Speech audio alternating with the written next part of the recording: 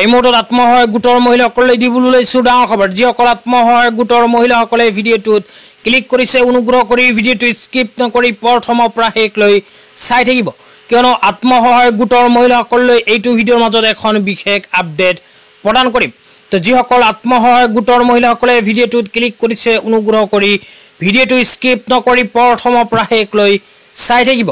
লগতে মোৰ চেনেলত নতুন হ'লে এনেকুৱা নতুন নতুন ভিডিঅ' সকলোতকৈ আগত পাবলৈ প্লিজ চেনেলটো সাবস্ক্ৰাইব কৰি মোৰ লগত থাকিব। তো বলক ভিডিঅ'টো আৰম্ভ কৰি আত্মসহায়ক গোটৰ মহিলাসকলৰ গুৰুত্বপূৰ্ণ আপডেটৰ বিষয়ে জানি লওক। তো ইয়াৰ কাৰণে প্ৰথমে আপোনালোকে নিজৰ মোবাইলৰ ক্ৰোম ব্ৰাউজাৰটো ওপেন কৰিব। ক্ৰোম ব্ৰাউজাৰ ওপেন কৰি প্লাই সাৰ্চ বাৰত জাষ্ট লিখিব aba.gov.in। তো aba.assam.gov.in লিখি সাৰ্চ কৰি দিব।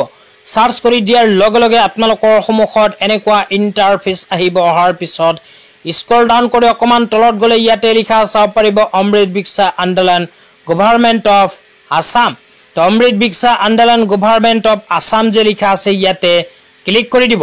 ইয়াতে যেতিয়া ক্লিক কৰি দিব, ক্লিক কৰি দিয়াৰ লগে লগে আপোনালোকৰ সন্মুখত অমৃত বিকশা আন্দোলন আঁচনিৰ অফিচিয়েল ৱেবছাইটটো এনেকুৱাকৈ ওপেন হ'ব। তো ৱেবছাইটটো ওপেন হোৱাৰ পিছত ওপৰত ৰাইট সাইডত চাব পাৰিব 3 লাইন।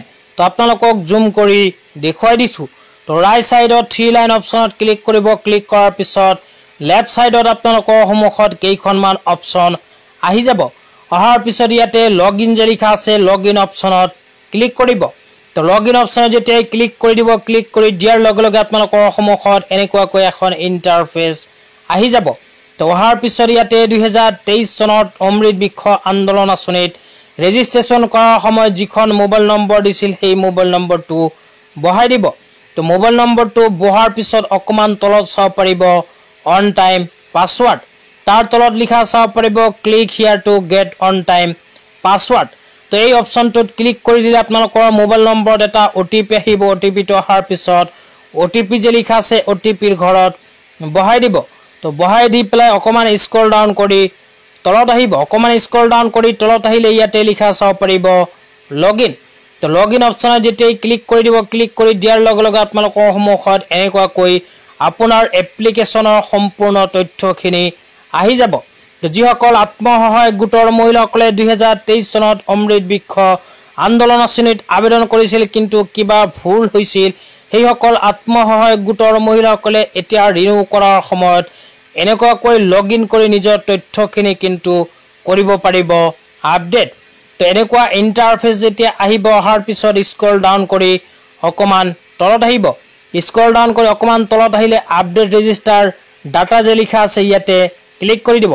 ইয়াতে ক্লিক কৰাৰ পিছত আপোনালোকৰ সন্মুখত এনেকুৱাকৈ এখন ফৰ্ম ওপেন হ'ব। ওপেন হোৱাৰ পিছত ইয়াতে যদি আপোনাৰ কোনো তথ্য ভুল হৈছিল সেই তথ্যখিনি শুধৰণি কৰি দিব পাৰিব।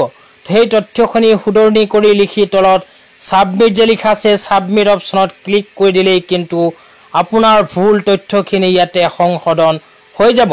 তো যিসকল আত্মসহায়ক গোটৰ মহিলাসকলৰ এপ্লিকেশ্যনৰ সময়ত কিবা ভুল হৈছিল সেইসকলে এনেকুৱাকৈ ভুলৰ শুধৰণি কৰিব পাৰিব নিজৰ মোবাইল দি। তো আজি ইমানেই, ধন্যবাদ।